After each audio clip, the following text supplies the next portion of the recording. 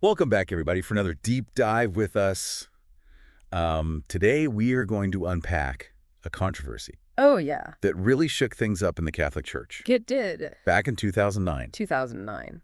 we've had a lot of requests for this, the Williamson affair, Yes. and you sent us some excerpts from E. Michael Jones's book, L'Affaire Williamson, The Catholic Church and the Holocaust. It's a great book. So we are going to explore why this event became such a flashpoint between the church and Jewish groups, and really even ideas about historical truth. Yeah, it's a fascinating story, and Jones makes some pretty bold claims. But let's set the scene first. Okay. We're in 2009. Pope Benedict XVI is trying to heal a rift within the church, and he decides to lift the excommunications of 4 bishops from the Society of St. Pius X. This is a group that had broken away from the church. So the Pope is aiming for unity, bringing everyone back under the same roof. Sounds like a good thing on the surface, right? Exactly. Kumbaya. Yeah, but things took a sharp turn. When one of these bishops, Richard Williamson, gave an interview Okay. where he questioned parts of the Holocaust narrative, Oh. and suddenly the Pope's gesture of unity was overshadowed by this huge media firestorm. And it wasn't just a media frenzy. This had real-world consequences, too. Oh, yeah. Like potential legal issues for Williamson in Germany. Right.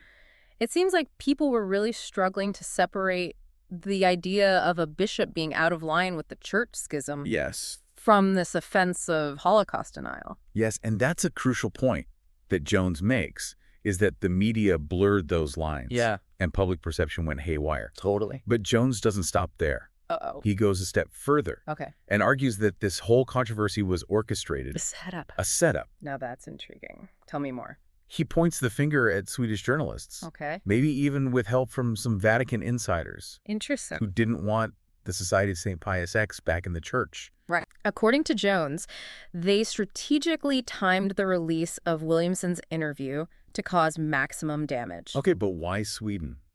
What's the significance? Well, think about it this way. In Sweden, Holocaust denial is considered one of the worst things you can do. Okay. So releasing that interview there was like throwing a match onto a pile of dry leaves. So Jones is saying that Williamson might have been naive, Yes. walking into a trap he didn't even see coming. Yeah, he gets very specific about this alleged setup, Right. claiming that a journalist named Ali Figgin Okay. and a TV program called Uppdrag Granskning, Okay. which means mission examination, Got it. pressured organizations connected to Williamson. And Jones even quotes Williamson from the interview saying, "You realize you can get me in prison for that. I hope that is not your intention." It's almost like he sensed that he was being led into dangerous territory. Wow. But even within the church, there were very different reactions. Oh, yeah. Jones points out that some people prioritized addressing the schism, the bishop being out of line with the church over this issue of Holocaust denial. Yeah, Others thought that was totally backwards. absolutely. It's like they were trying to figure out which fire to put out first. Yeah. You have the theologian Wolfgang Beinert, who was very critical of the Pope for not demanding that Williamson recant his views before lifting the excommunication. Yeah. He saw that as a break from tradition. But then you have someone like Christopher Ferrara, who's also a well-known Catholic commentator, Yes. saying that prioritizing this schism Yeah. over Williamson's Holocaust views is like straining at a gnat but swallowing a camel. Right. It just shows you how much this event rocked the boat within the church itself. There was real disagreement about what mattered most. Now, Jones suggests this goes even deeper. He sees it as a fundamental clash between Christianity and what one rabbi called the Judaism of Holocaust and redemption. Yes. What exactly does that mean? I have to admit I'm a bit lost there. It's a complex idea, but essentially Jones is suggesting there's this inherent tension between these two belief systems, even a struggle for authority. He even quotes Elie Wiesel, who said, "The sincere Christian knows that what died in Auschwitz was not the Jewish people, but Christianity." It's a very powerful statement. Really gets to the heart of the theological weight of the Holocaust. So there are these huge theological differences at play. Yes. And Jones argues that Jewish groups were trying to impose their perspective on the Catholic Church. Yes. And then he gets into this really thorny issue of how we interpret Scripture. Right. He brings up a passage from Thessalonians, Okay. which on the surface seems to label Jews as enemies of humanity. But then he contrasts that with what the Catechism of the Catholic Church says, which calls for reconciliation and rejects the idea of Jews being cursed. Right. Talk about a head-scratcher. How do you make sense of those two passages together? It's definitely a challenge, and it highlights how difficult it can be to interpret these ancient texts in the context of modern interfaith dialogue. It's like trying to fit a square peg into a round hole. And then we wade into even deeper waters. Oh boy. With this whole debate about the Holocaust narrative itself. Yeah. Jones acknowledges the very real suffering of Jewish people during World War II. Mm-hmm. But he asks a really provocative question. Yeah. He asks if every single detail of the Holocaust narrative should be beyond questioning. Right. And he points to things like Hitler's diaries, stories about lampshades made from human skin, and even arguments about inflated death tolls. It's important to be clear here, he's not denying the Holocaust. No, not at all. But he's raising a point about whether demanding absolute acceptance of every element of the narrative is the right approach. Okay. And he even goes so far as to suggest that unquestioning acceptance of every story, even the ones that might be exaggerated or untrue, could be seen as endorsing Jewish fables. And he connects that to St. Paul's warnings against Jewish myths, which creates this really fascinating, albeit controversial link between ancient texts and these modern-day debates about historical truth. It's definitely a delicate conversation to have and raises questions about how we approach these sensitive historical narratives. Where's the line between respectful inquiry and outright denial? So let's talk about how Jewish groups responded to the Williamson affair. As you might imagine, they weren't exactly thrilled. I can imagine. John L. Allen, a well-known Vatican analyst, accused the Vatican of turning a blind eye to Williamson's previous statements about the Holocaust. And then there were Rabbis Abraham Kuyper and Yitzchak Adlerstein, who urged the Pope to strongly reaffirm the teachings of Vatican II and condemn what they saw as the anti-Jewish theology of the Society of St. Pius X. And of course, we can't forget Alan Dershowitz, who's never been one to shy away from speaking his mind. He actually went so far as to accuse Cardinal Renato Martino, a very high-ranking official in the Vatican, of anti-Semitism. That was a pretty bold accusation. It stemmed from Cardinal Martino comparing the situation in Gaza to a concentration camp. Right. Which, as you can imagine, sparked a lot of outrage. And that brings us to another flashpoint that was happening around the same time, the 2008-2009 Gaza conflict. Suddenly, the world's attention was on Israel's actions, and there was a lot of criticism. Jones highlights the work of Noam Chomsky and Norman Finkelstein, both known for their critical views of Israeli policies. Okay. They focused on things like the alleged targeting of civilians, the use of white phosphorus, and the overall sense that Israel was using disproportionate force. And Jones contrasts this with a rather chilling justification for killing Palestinian civilians that was offered by Rabbi Shmuel Eliyahu. This contrast really highlights the moral complexities of the situation. It does. On one hand, you have outrage over Williamson questioning historical events. On the other, there's, well, maybe not silence, but certainly less of a reaction to contemporary calls for violence. Jones asks a very pointed question: why the double standard? It's a provocative question, for sure. And this is where Jones links the Williamson affair to a much larger argument he's making. Has the Catholic Church been weakened by trying to fit in with the modern world and losing sight of its true mission? He sees the 1960s and the sexual revolution as a turning point. Okay. Leading to a decline in traditional practices within the church and the rise of what he calls the therapeutic mentality, which he argues is at odds with core Catholic teachings. What do you make of this idea of a therapeutic mentality, and is it something you've noticed in society at large?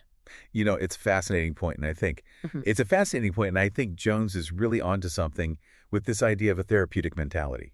You know, it's like we're constantly being told to prioritize feeling good above all else, Right. even if it means compromising on our values or our beliefs. Yeah. Have you ever felt that kind of pressure in your own life? Oh, yeah. I know I have. For sure. Yeah. I think a lot of people can relate to that feeling, especially in today's world. Yeah. And Jones argues that the church is facing the same pressure to kind of adapt to the culture, even if it means diluting its core message.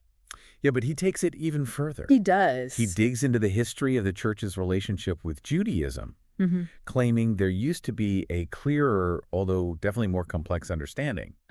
He argues that the Second Vatican Council, Yes. especially a document called Nostra Aetate, Yes. changed things dramatically.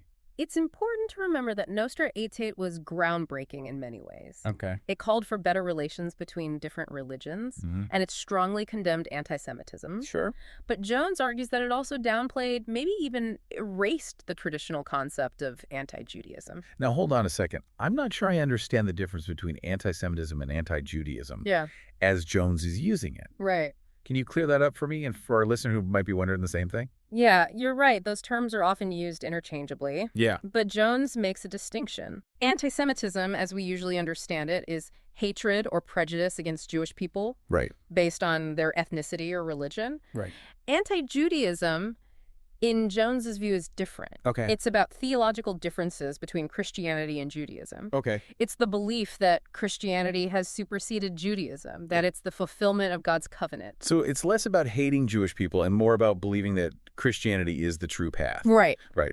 But how does that fit in with this idea of a therapeutic mentality? Well, Jones sees Vatican II and Nostra Aetate as part of the church trying to be more modern, appealing to the world, even if that means downplaying some of its traditional beliefs. Right. Like this theological distinction between Christianity and Judaism. Okay. And this desire to be more therapeutic to avoid conflict and make everyone feel good is what Jones believes ultimately made the church vulnerable during the Williamson affair. Interesting. He sees it as a symptom of a much deeper problem. That's an interesting take, and I think it connects back to something you mentioned earlier about Jones's claim that Vatican II might have erased some of the church's distinct theological positions. Exactly. Jones argues that this shift away from traditional teachings, this embrace of a more therapeutic approach, left the church unprepared for the challenges it faced with Williamson. Yeah. It's like they had traded their armor for a comfortable sweater and then found themselves in the middle of a battle. So how does this all tie back to the sexual revolution and the abuse crisis in the church? It seems like we've jumped from one controversy to another. Jones actually sees a very strong connection between these seemingly disparate events. Okay. He argues that figures like Wilhelm Reif, who championed sexual liberation and challenged traditional morality, played a role in creating the climate that led to the abuse crisis. It's a controversial argument. It is. But Jones is known for making those. He is. He even brings up Daniel Cohn-Bendit, yes, a key figure in the 1968 student protests in France, who later became a member of the European Parliament. Right. And Cohn-Bendit openly advocated for sexual relationships between adults and children. Oh, wow. A stance that directly contradicts the church's teachings. Of course. Jones points to this as an example of the hypocrisy he sees in modern culture. Yeah. So on one hand, you have this push for sexual liberation. Right. On the other hand, the church gets demonized for the very behaviors that this liberation seemingly encouraged. That's precisely Jones's point. Yeah. He argues that this reveals a deep-seated animosity towards the church, an animosity that was ready to pounce when the abuse crisis came to light. He even goes so far as to suggest that the media, in their coverage of the abuse crisis, were more interested in attacking the church than in uncovering the truth. He brings up specific examples like the case of Father John Geoghegan in Boston, where the Boston Globe initially supported Geoghegan's progressive views, but later was instrumental in exposing his abuse. Jones sees this as evidence of a deliberate campaign to discredit the church. A campaign that was aided by the church's own missteps, and it struggled to respond effectively to the accusations. So it's like the church was being attacked from both inside and out. That's how Jones sees it. Yeah. He argues that the church's attempt to adapt to the modern world to be more therapeutic and less judgmental left it vulnerable to these kinds of attacks. It's definitely a sobering thought. Yeah. Jones is basically asking if the church, in trying so hard to fit in, has actually made itself weaker. Exactly. And that's a question that every Catholic, every person of faith really has to grapple with. Yeah. What does it mean to engage with the modern world without compromising your core values? It's a delicate balance. Now, before we move on, I want to touch on something else Jones brings up that I found particularly interesting. Okay. He connects this decline in asceticism within the church, this moving away from self-denial and discipline, with the rise of what he calls the therapeutic mentality. It's like he's saying that instead of focusing on spiritual growth and self-control, the church started to prioritize individual happiness and emotional well-being. And he doesn't see those as necessarily compatible. He even gives the example of those psychological studies of priests back in the 60s and 70s. Yeah. Some of those studies concluded that priests who hadn't been sexually active were somehow undeveloped. Which, of course, goes against the church's teaching on celibacy. Exactly. And Jones sees this as a dangerous trend. Yeah. Because it undermines the church's authority to speak on matters of morality. If the church adopts the same standards as the secular world, Right. what makes it different? What gives its teachings any weight? That's a great question. Right. And Jones connects this whole trend to the rise of movements like Call to Action, which emerged after Vatican II. Right. And pushed for big changes in church doctrine, often aligning with secular views on things like sexuality and gender roles. Yeah, he's suggesting that the church's embrace of this therapeutic mentality made it more susceptible to these internal challenges. Yeah. Because it created an environment where questioning traditional teachings was not only okay, but even encouraged. And then he makes this really interesting connection between the church's struggles with the sexual revolution and the challenges posed by modern capitalism. It might seem like a strange comparison. It does. But he sees them both as prioritizing individual desire and fulfillment over traditional values and a sense of communal responsibility. It's a thought-provoking connection for sure. Yeah. He uses the example of Ireland, which he discusses in depth to illustrate this point. Right. He talks about how the decline of the church in Ireland happened alongside the rise of the Celtic Tiger economy. Right. That period of super fast economic growth driven by capitalist principles. He highlights the irony of Ireland, a country once known for its deep Catholic faith, becoming a poster child for secular consumerist values. And he suggests that the sex abuse crisis actually accelerated this shift. Yeah. Because it further damaged the church's moral authority. Right. It's like the perfect storm. Right. The church was already struggling to adapt to the modern world. Yeah. And then this huge scandal hits, and people started to lose faith.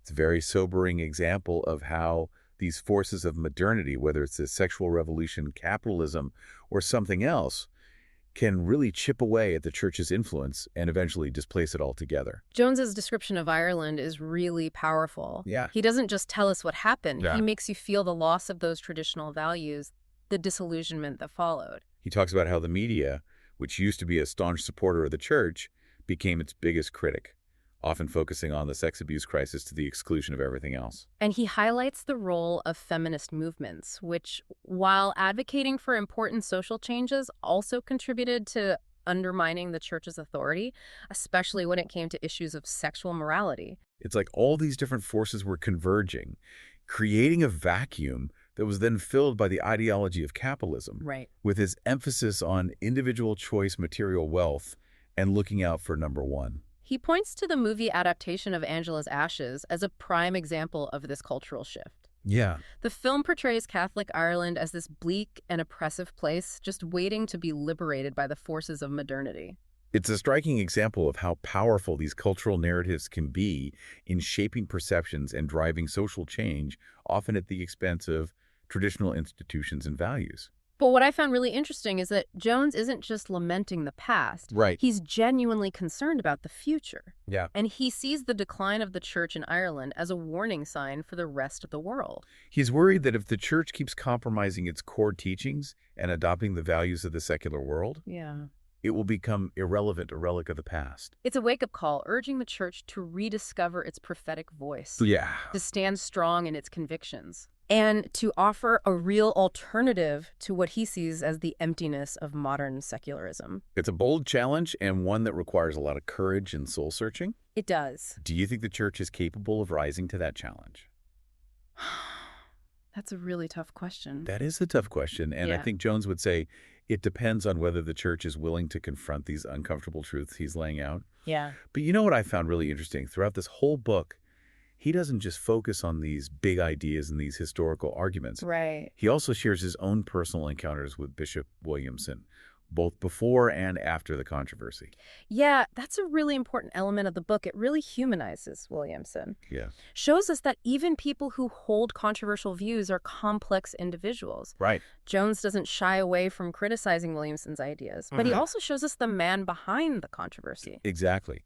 He describes Williamson as intelligent, witty, even magnanimous. He tells this great story about visiting Williamson at the SSPX seminary in Winona, Minnesota. Yeah. And Williamson even jokes with him about vetting the film clips for his talk, saying something like, no R-rated film's fidelity might do an expose on us. It's a funny anecdote that reveals a more human side to Williamson. Yes. And Jones uses these personal stories to highlight some of the bigger themes he's exploring. Right. For example, he contrasts Williamson's willingness to forgive and move on with what he sees as a tendency within Judaism to hold on to grudges. He even quotes this darkly humorous line, "What's the difference between a bishop who's been excommunicated and a bishop in good standing with the church?" The answer: excommunicated bishops don't hold grudges. It's a funny line, but it also points to a deeper difference in worldviews. Yeah. Jones is suggesting that Christianity emphasizes forgiveness and reconciliation, Hmm. while Judaism, at least in his interpretation, often focuses on remembrance and even the perpetuation of historical grievances. And, he doesn't just share anecdotes about Williamson. He also talks about his own experience visiting the SSPX seminary. He even recounts this exchange he had with one of the seminarians there who questioned his traditionalist credentials, asking, "Well, then what are you doing here?" Yeah. And Jones simply replies, "Bishop Williamson." I thought that was such a powerful moment. Yeah, it really shows the impact of personal relationships. Yes. Even across these huge ideological divides, Yeah. sometimes a connection with another person can bridge those gaps in a way that arguments and debates never could. Absolutely. So as we wrap up this deep dive, Yeah. what are some of the key takeaways you think our listeners should keep in mind? This whole Williamson affair is so complex It is. and touches on so many sensitive topics. Yeah. It's easy to get lost in the weeds. I think one of the most important takeaways is the need for discernment. Especially in today's world where we're just bombarded with information from all sides, the Williamson affair is a prime example of how narratives can be manipulated Right. and how easy it is to get caught up in the spin. So we really need to be critical thinkers, right? Yeah. Not just accepting everything we hear at face value, even if it comes from sources we trust. Exactly. It's about asking questions, digging deeper, considering different perspectives, and forming our own judgments based on the evidence. The Williamson affair, with all its conflicting viewpoints and its mix of religious, historical, and political issues, really underscores the importance of that critical thinking.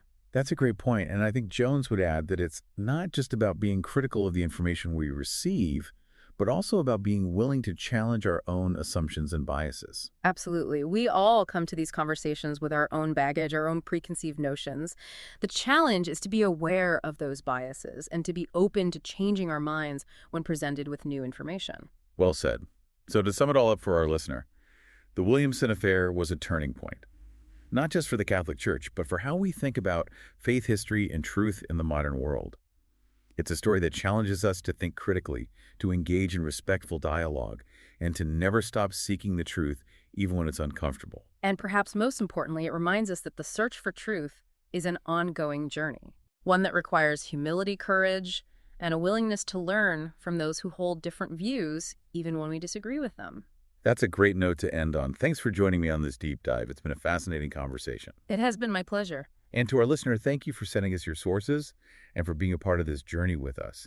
Until next time, keep seeking, keep questioning, and keep diving deep.